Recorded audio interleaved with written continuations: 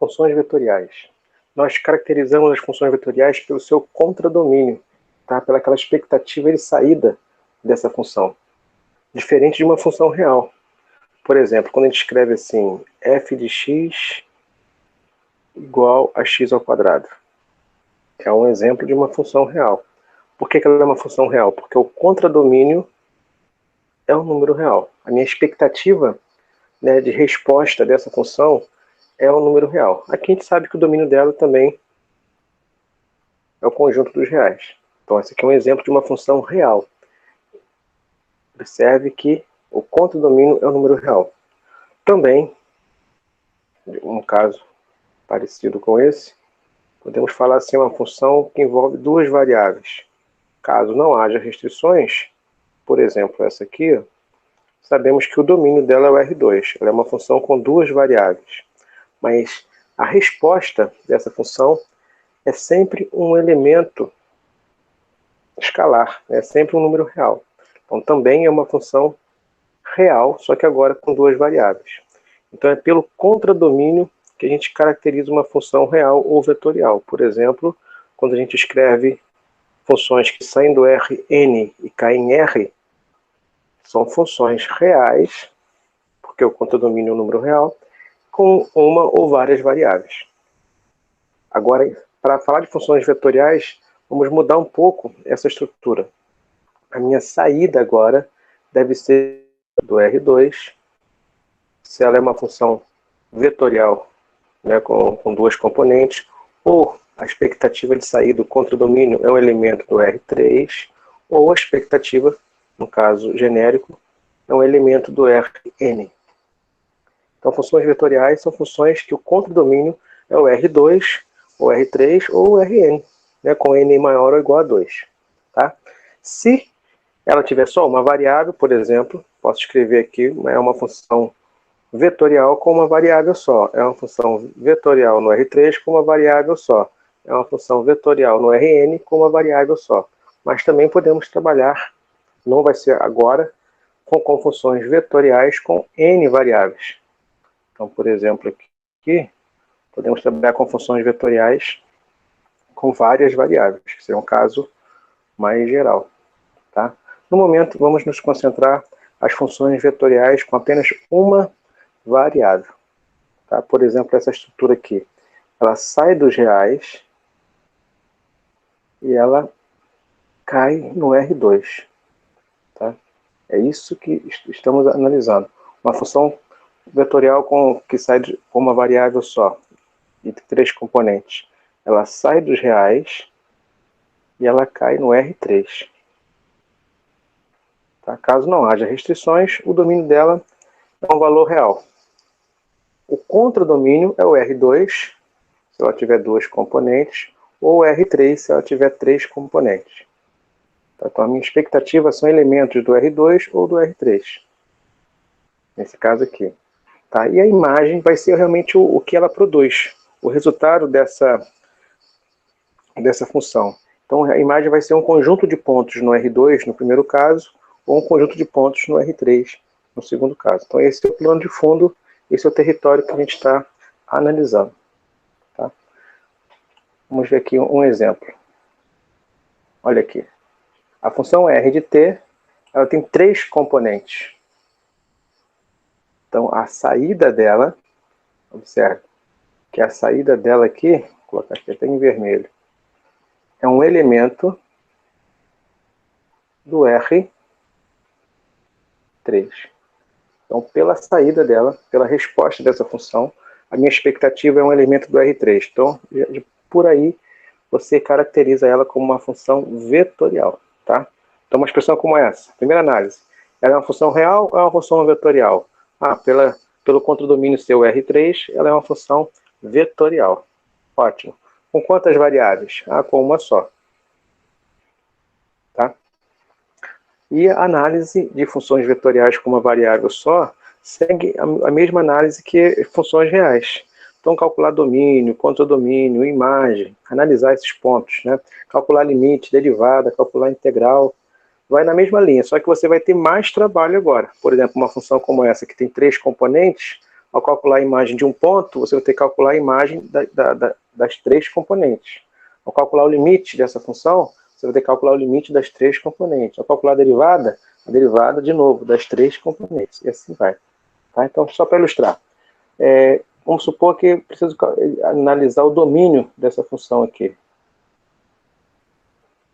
Então, quem é o domínio da função R de t? Olha, observe que a primeira componente é t ao cubo. Então, o domínio olhando só para a primeira componente, não há restrições. Tá? Então, seria todos os reais. Olhando a segunda componente, tem a função ln, a função logarítmica, a base e, de 3 menos t. Então, aqui temos uma restrição. 3 menos t precisa ser maior do que zero. Isso para existir ali na questão do domínio da função ln. E a terceira componente é raiz de t, que também tem uma restrição. Tá? T aqui tem que ser maior ou igual a zero. Então, o domínio da função total, da função vetorial total, é um domínio que tem que satisfazer todas as restrições. Tá? No caso aqui, a gente pode colocar até um i.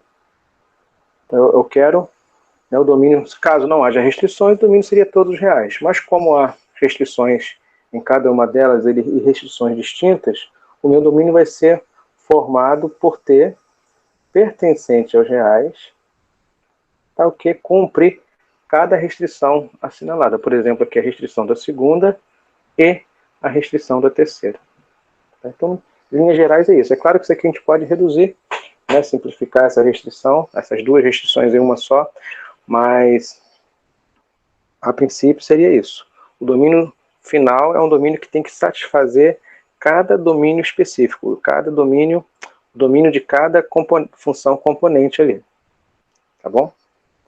Se o problema fosse calcular limite, por exemplo, calcule o limite da função r de t quando t se aproxima de um ponto específico, claro, um ponto onde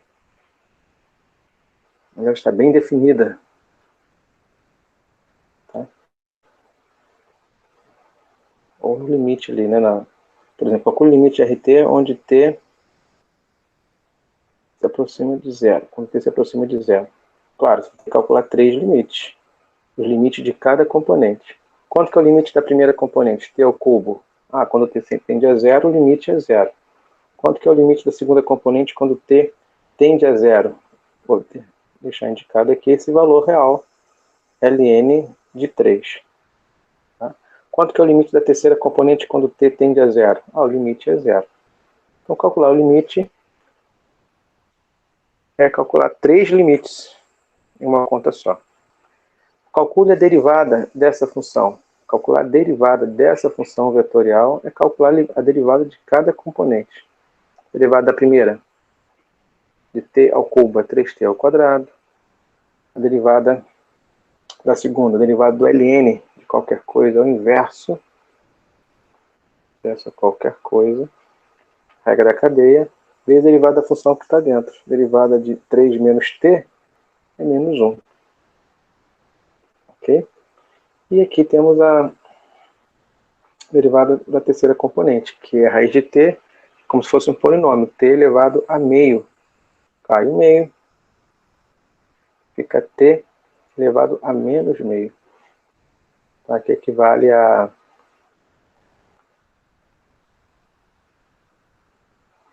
1 sobre 2 raiz de t. Tá bom? Então, só para ilustrar aí como é a análise, né, e o tratamento sobre funções vetoriais. A ideia é mesmo, só que você vai ter mais trabalho. Né? Ao invés de você calcular só o domínio de uma expressão, tem que calcular o domínio das três e considerar esses três. A interseção das três restrições, caso haja. Calcular o limite seria calcular 3 limites. Calcular a derivada de cada uma delas. Se fosse calcular a integral, também seria a integral de cada uma delas. E assim vai. Tá bom? Então, só para ilustrar aí essa ideia e essa abordagem. Nesse segundo exemplo, nós temos uma função aí, que é uma função real ou é vetorial. Observe que a saída dela, de novo, a saída dela está em R3. Daqui você classifica ela como função vetorial. Então ela sai dos reais, no caso aqui você vai entrar com valores de t, e ela cai no R3, que aí eu já deixei aqui adiantado o meu sistema tridimensional. Observe que as três componentes são funções afins que não há restrições para t.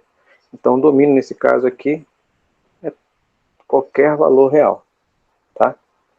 Bom, se eu entrar com t igual a 0, faz lá. Qual é a imagem da função r quando t vale 0? Substituindo ali, nós temos o ponto 1, 2 e menos 1. Então, ao entrar com t igual a 0, a saída é um ponto lá no R3. Veja, aqui nesse caso é o ponto x1, y2, então, e z menos 1. Teria que descer uma unidade para cá. Então, teria esse ponto aqui. Ó. Se eu entrar com t igual a 1, não sei se cabe aqui na minha escala, né? Vamos ver. Se eu fizer t igual a 1, qual é a saída? A saída vai ser, passa aqui ó, nessas equações paramétricas, t igual a 1. Na primeira componente, o resultado é 2.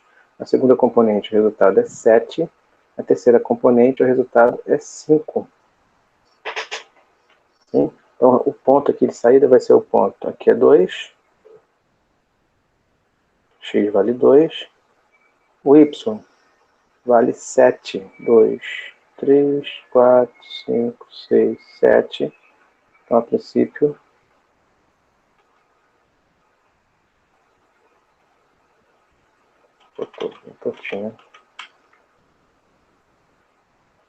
vamos fazer um pontilhado aqui paralelo ao eixo Y. E aqui um pontilhado paralelo ao eixo X. Aqui estou no nível 0. Ora, agora eu vou subir 5 unidades. Tá? Vou supor que aqui. Então aqui eu tenho dois pontos. Um ponto que está lá embaixo e um ponto que está aqui em cima. Para cada valor que eu entro nessa função aqui, a saída, para cada valor que eu entro em t igual a 0 eu tenho um ponto lá, t igual a 1 eu tenho outro ponto. Se eu entrar com t igual a meio, eu tenho outro ponto aqui. Se eu entrar com t igual a 1/4, eu tenho outro ponto. Se eu entrar com t igual a 3/4, eu tenho outro ponto. Se eu entrar com todos os pontos no intervalo de 0 a 1, eu vou imprimir aqui no espaço tridimensional infinitos pontos. Tá? E com isso, nós iremos ver um traço, iremos ver uma trajetória. Tá? Essa aqui eu já sei que é uma reta. Então, se eu imprimir se eu entrar com todos os pontos no intervalo de 0 a 1, eu vou ter um segmento de reta que vai desse ponto até esse ponto aqui. Se eu entrar com todos os pontos, valores de t reais, todos os valores reais de t, aqui eu vou ter então uma reta infinita. Tá? Tanto para frente quanto lá para baixo. Tanto faz.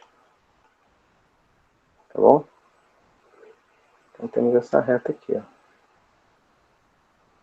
Em algum momento aqui ela corta, né, o plano XY, o chão. Vamos supor aqui que corta aqui. Ela tem uma parte que está acima do plano XY e uma parte que está abaixo. Com isso, eu vejo que funções vetoriais desse tipo me ajudam a modelar trajetórias. Nesse caso aqui, uma função como essa representa essa trajetória aqui, essa reta no R3. Tá?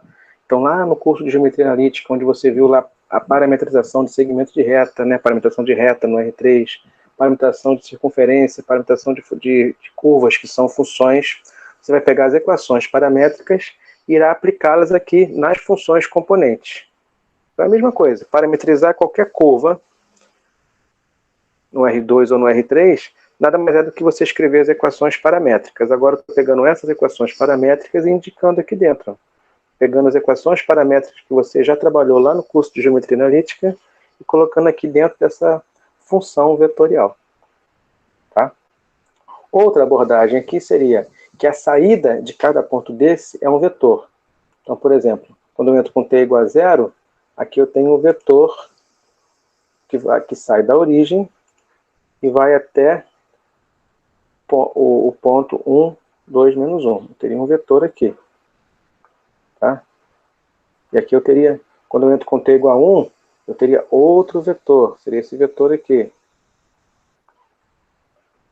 Tá? Quando eu entro com todos os valores entre 0 e 1, eu ia ter um leque aqui de vetores que saem da origem. Tá?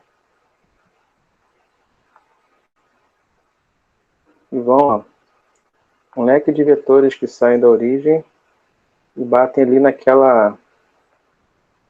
nesses pontos aqui que estão alinhados, estão em cima dessa reta. Então teria aqui um leque de vetores. Ok? Seria uma interpretação. E outra interpretação é considerar só os pontos finais. E com isso eu vejo essa trajetória. Então está aí a interpretação geométrica de uma função vetorial. Ok? O outro exemplo seria a gente interpretar isso aqui. Ó. Né, esboçar a curva cuja equação vetorial é dada por cosseno, seno e t. Para a gente entender esse problema aqui, eu preciso lembrar lá de um curso de geometria analítica quais são, né, as equações paramétricas de alguns casos especiais. Então eu vou deixar aqui, né, em aberto esse exemplo. Vamos lembrar rapidinho os padrões de algumas curvas especiais. Depois a gente volta aqui e interpreta esse exemplo, geometricamente falando. Tá? Então vamos aqui. Ó. Então, o que a gente precisa saber para a gente continuar o curso? Quais são os casos especiais de curvas que eu preciso saber parametrizar? Então, os casos mais comuns, né, e o que precisa estar em mente são segmentos de reta, curvas que são funções e curvas que fogem desse padrão, por exemplo, circunferência e elipse. Tá? Então, o que define um segmento de reta? Tanto no R2 quanto no R3. 2 pontos, ou um ponto e um vetor de direção. Então, lembrando lá, que define uma função vetorial que representa uma reta, é um vetor direção vezes o parâmetro mais um ponto conhecido. Tá? Então, por exemplo, se eu estiver no R2, se eu estiver aqui no R2, ou poderia ser o R3, tanto faz, a ideia é a mesma, dado 2 pontos, A e B, eu tenho aqui um segmento de reta. Então eu quero parametrizar esse segmento de reta. Em outras palavras, eu quero escrever as equações paramétricas que representam esse segmento de reta. Ou agora, eu vou pegar essas equações paramétricas e montar uma função vetorial. Então eu quero escrever aqui uma função vetorial com 2 componentes, porque ela desenha uma reta no R2, e quero dizer aqui os limites do parâmetro. Se eu conseguir preencher esses espaços, eu parametrizei essa trajetória. No caso aqui, o segmento de reta. Tá? Então veja bem, você tem que lembrar desse modelo, ou, de forma específica, o vetor direção de qualquer segmento de reta, o vetor aqui sai do ponto A e vai até o ponto B. Então você pode escrever assim. Tá? Mais um ponto conhecido. Por exemplo, aqui eu vou tomar o ponto A, ponto inicial. Em outras palavras, também posso escrever assim, que é a função vetorial. Se você conhece o ponto A e o ponto B, esse vetor é dado, né, por B menos A. Então aqui você tem o vetor direção da reta, vezes o parâmetro, mais o ponto inicial do segmento.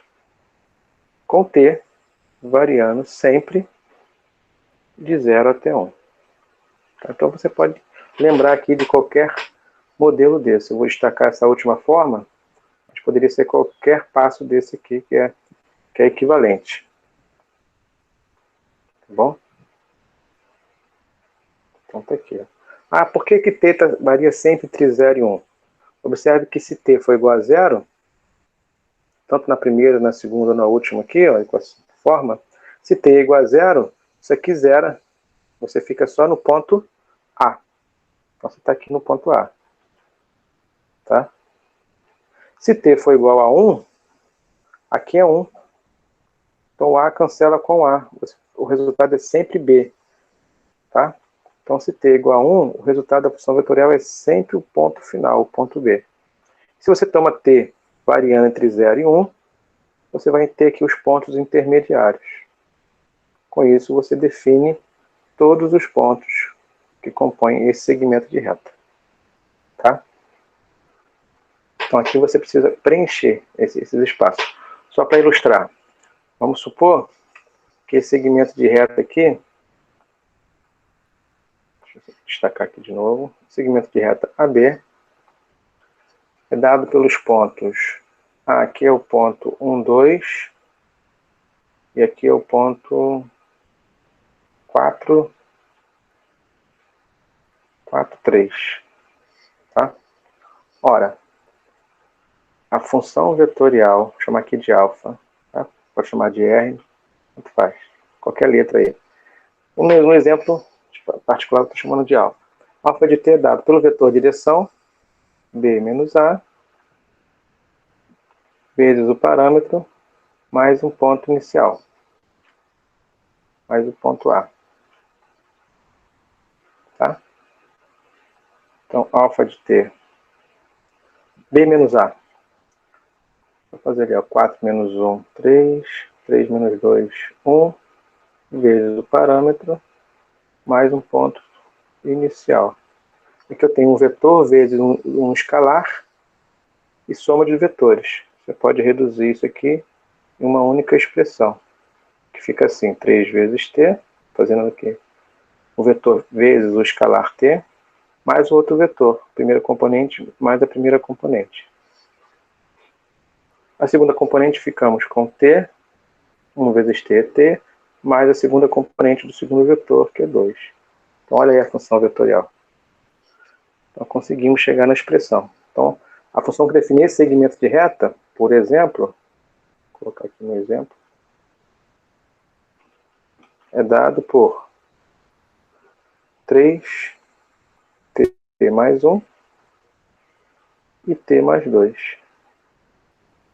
com t variando entre 0 e 1. Observe que quando t for 0, você vai representar o ponto 1, 2 aqui no gráfico. Tá? Quando t for igual a 1, aqui é 3 mais 1, 4, 4, 3. Você vai representar o ponto B aqui. Tá? E quando você toma valores entre 0 e 1, você toma os pontos intermediários. Então esse é o padrão que você deve ter em mente para parametrizar segmento de reta. Um outro padrão que é importante lembrar é o padrão de parametrizar qualquer curva que seja uma função. Tá? Então isso aqui serve para parametrizar qualquer curva, desde que ela seja uma função. Então qualquer linha aqui, qualquer trajetória, ela é um pedaço de uma função conhecida, f de x, definida num trecho aqui, num território, num domínio que vai de A até B.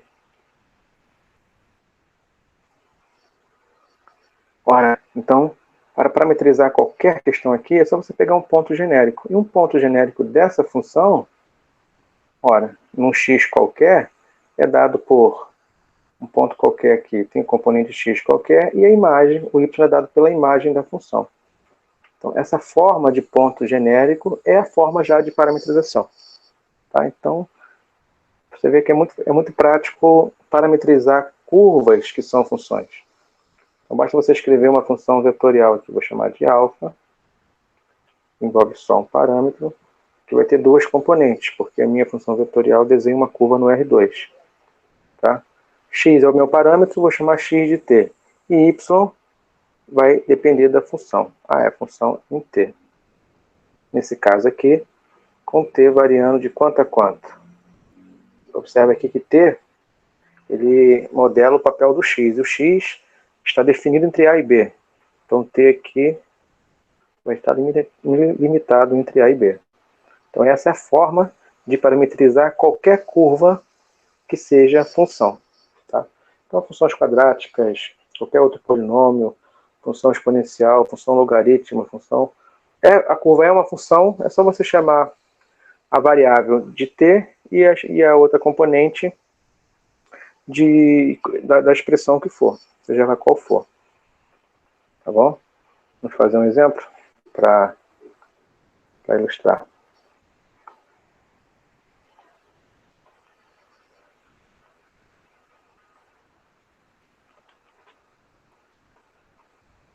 Então, parametrizar o arco de uma parábola. Esse arco aqui, que é um pedacinho da parábola x ao quadrado mais 1. Né? Aquela parábola padrão deslocada uma unidade para cima. Um pedacinho aqui que vai de x igual a 0 até x igual a 2. Ok? Então, parametrizar uma curva como essa, eu sei que x é variável, então já coloquei o meu parâmetro aqui em x igual a t. E y é a função, é a própria função, t ao quadrado mais 1. Se eu quero a parábola inteira, eu deixo o t livre, t pertencente aos reais. Se eu quero só um arco da parábola, eu controlo aqui, ó, pelo parâmetro t. No caso aqui eu quero aquele pedacinho ali, e o t faz papel de x, o x está definido entre 0 e 2. Então o parâmetro t que eu quero também está entre 0 e 2. Então está aqui a parametrização de uma função. Bom, só que eu preciso parametrizar segmento de reta, preciso parametrizar funções. Observe que um segmento de reta, também posso escrever uma função que representa esse segmento de reta aqui. Então isso já te mostra que a parametrização não é única. Você pode parametrizar um segmento de reta, por exemplo, usando esse modelo de segmento de reta, ou posso parametrizar o segmento de reta B usando esse modelo de funções. Tá? E serão parametrizações distintas, mas mais equivalentes. Então não existe uma forma única de parametrizar uma curva. Tá? Existem várias funções que representam a mesma curva. Tá bom? Bom, mas temos funções também que não são. Aliás, temos curvas que não são nem segmento de reta, nem funções, por exemplo, circunferência e as elipses. Então, como a gente parametriza uma circunferência? Tá? Então, para começar, como eu parametrizo uma circunferência centrada? Vamos lembrar lá do curso de geometria analítica. Eu sei que a equação de uma circunferência centrada, vamos supor aqui de raio qualquer A, é x ao quadrado mais y ao quadrado igual a ao quadrado. Agora eu quero tomar x e y, eu quero escrever uma função vetorial com duas componentes que representam exatamente a mesma coisa, uma circunferência de centro 0, 0 e raio A. Então a ideia é que quem eu vou chamar de x, quem eu vou chamar de y, que expressão eu tomo no lugar de x, que expressão eu tomo no lugar de y, que torna aquela equação ali verdadeira. Tá? Nós já trabalhamos isso em outro momento, né, quando a gente trabalhou coordenadas polares, lembra? Então se você, por exemplo, se inspirar em coordenadas polares e trocar aqui o x por r, no caso aqui fixo, cosseno de um argumento qualquer, ao quadrado, e você trocar o y. Estou me inspirando aqui nas coordenadas polares, tá? A seno t ao quadrado. Percebe que vai ser a ao quadrado cosseno ao quadrado, a ao quadrado seno ao quadrado. Posso colocar o a ao quadrado em evidência. Vou cair na identidade e vai restar apenas a ao quadrado. Ou seja, essas considerações batem certinho com a equação da circunferência. Então eu posso sim tomar aqui as coordenadas polares como inspiração para parametrizar uma circunferência. Por que é só uma inspiração? Porque as coordenadas polares originais é x igual a r cosseno t e y igual a r seno t. Lembra?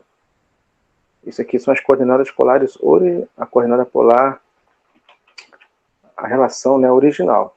Tá? Mas aqui eu tenho que o r está variando, então eu tenho o r variando e o t variando. Então eu tenho um disco. Agora eu não quero mais todo o disco, eu não quero mais a circunferência e o interior. Eu quero só a circunferência. Então se eu quero só a circunferência, o r não vai, eu não quero o r mais variando, eu quero o r fixo. No caso aqui o r é fixo igual a A. Tá? Então o R aqui não é mais uma variável, é um valor conhecido e vale A. E aqui é cosseno T e seno T. Poderia ser cosseno θ, seno θ, é só uma questão de letra. Tá? Estou colocando T aqui porque eu já tomei o T como parâmetro. Mas poderia ser o θ mesmo da polar. É só você mudar aqui também, seria alfa de θ. Ok? Se você quer a circunferência inteira, você vai fazer T variando de 0 a 2π. Se você quer qualquer outra parte, qualquer outro arco da circunferência, você usa as mesmas equações paramétricas e só controla aqui, ó, no parâmetro. Ao invés de 0 a 2π, você muda isso. Tá bom? Mas aqui temos então o modelo de parametrizar qualquer circunferência centrada. Tá? Então tem esse modelo em mente. Eu vou apagar aqui embaixo a recordação aqui da polar, porque foi só uma inspiração. Tá? E se a circunferência não for centrada? Se for uma circunferência com centro diferente da origem, o que muda na hora de parametrizar? Vamos supor aqui uma circunferência com centro qualquer x0, y0. E o mesmo raio aqui, tá? Vou botar aqui um raio igual a A. A equação cartesiana você sabe. É x menos x0 ao quadrado mais y menos y0 ao quadrado igual a A ao quadrado. Tá? As equações paramétricas seriam algo similar. Tá? É só você tomar o que está aqui dentro por A cosseno T, você tomar o que está aqui na base, né, dessa equação aqui dentro por A seno T. Que eu sei que é uma expressão que A ao quadrado vai dar o A ao quadrado direitinho. Tá? Com isso, nós temos o seguinte. Observe aqui. Se x menos x0 tem que ser igual a A, observa, x menos x0 tem que ser igual, então, a A cosseno T. Logo, o x é A cosseno T mais um x0. Que é a equação paramétrica da circunferência qualquer. Que é simplesmente a circunferência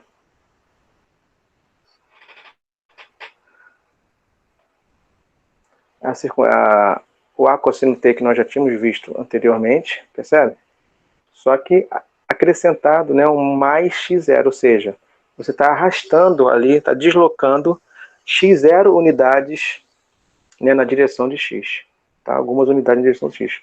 Você está saindo do 0, 0 e indo para outro centro. Faz todo sentido. Tá bom? Mesma coisa no y. Aqui nós temos que o y menos y0, olha, y menos o y0 tem que ser igual a A seno T. Com isso, o y tem que ser o A seno T, assim como lá a circunferência centrada, só que com um deslocamento de tantas unidades. Quantas unidades eu vou me deslocar na direção de y? Exatamente as unidades que representam a componente y do centro. Tá? Então está aqui o padrão.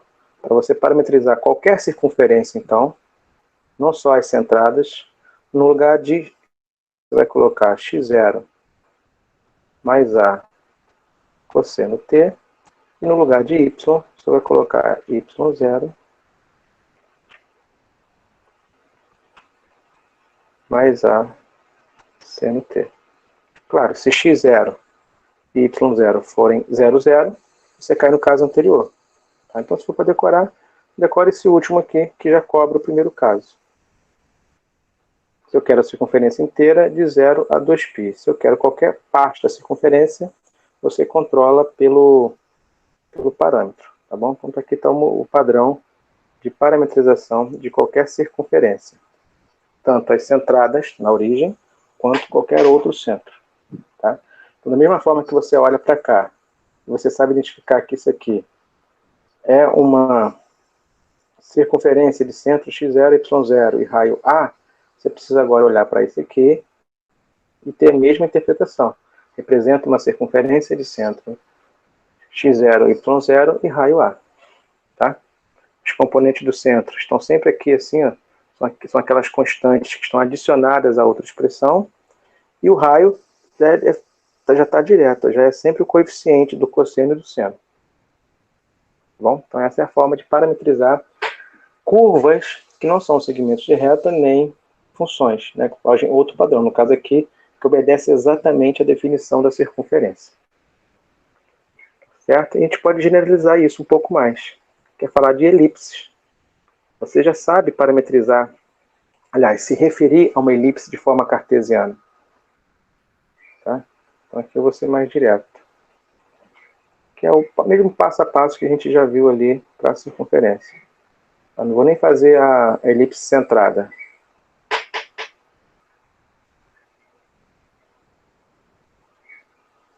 Bom, vamos aqui, ó.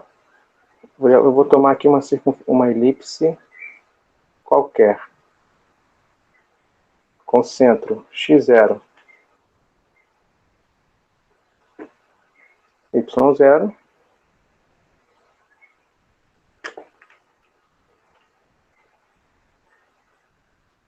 e semi-eixo x aqui.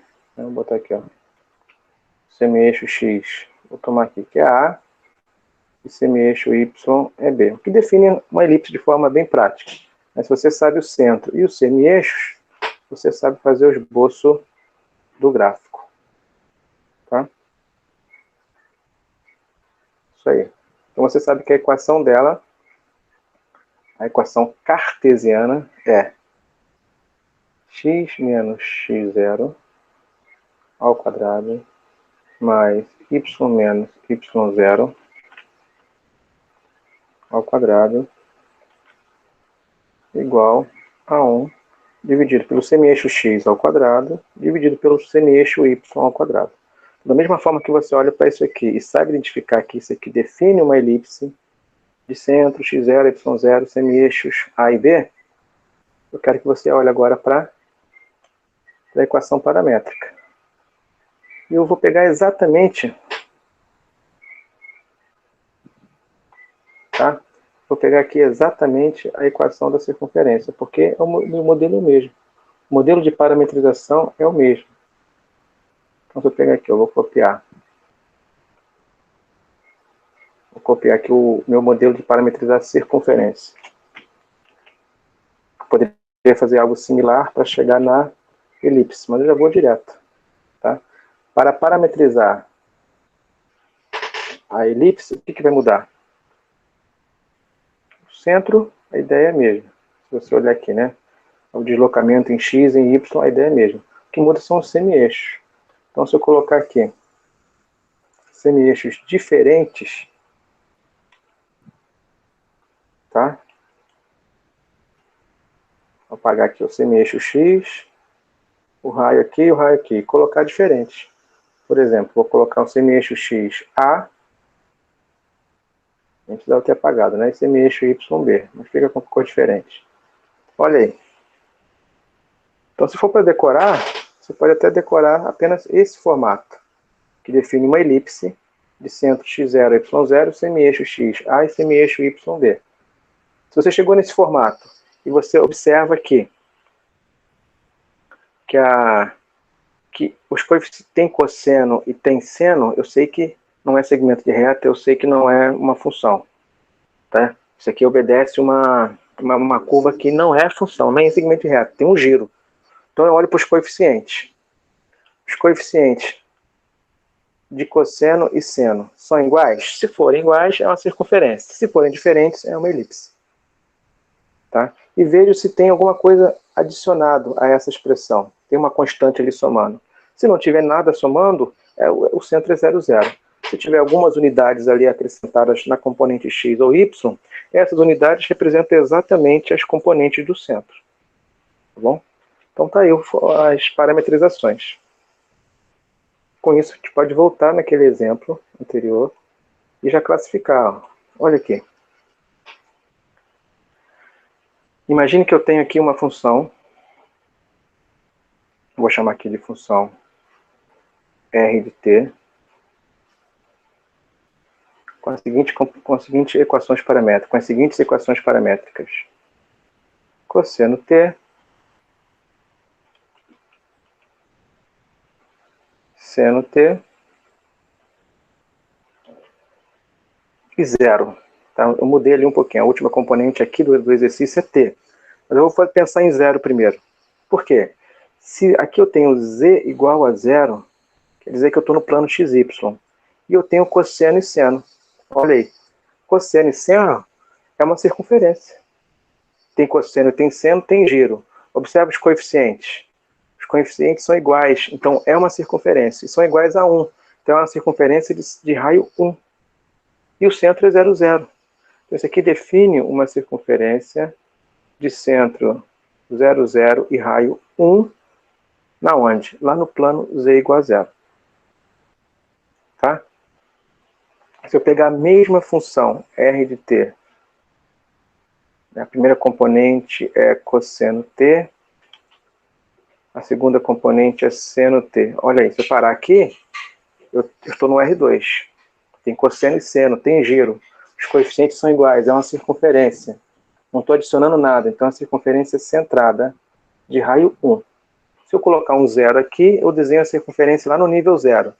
Se eu colocar um 5 aqui, ela vai desenhar a mesma circunferência, só que em outro lugar. Aonde? Isso aqui é z igual a 5. O z igual a 5, 1, 2, 3, 4, 5. Está aqui em cima. Então ela vai desenhar uma circunferência aqui em cima, aqui no nível 5. Tá? Então eu vou desenhar uma circunferência de raio 1, agora aqui no nível 5. Se eu colocasse um menos aqui, menos 5, iria desenhar a mesma circunferência, só que lá no outro nível. Lá no nível abaixo do plano XY, no nível menos 5. Ok? Isso. E o caso em particular aqui, da questão em si, é esse. É cossenos t, seno t, que já traça uma circunferência de centro 0, 0 e raio 1, só que essa aqui, o z é igual a t. O que quer dizer isso? Essa circunferência, se fosse o z igual a 0, iria ser uma circunferência traçada lá no nível 0. Se fosse z igual a 5, uma circunferência aqui no nível 5. Mas não é uma coisa nem outra.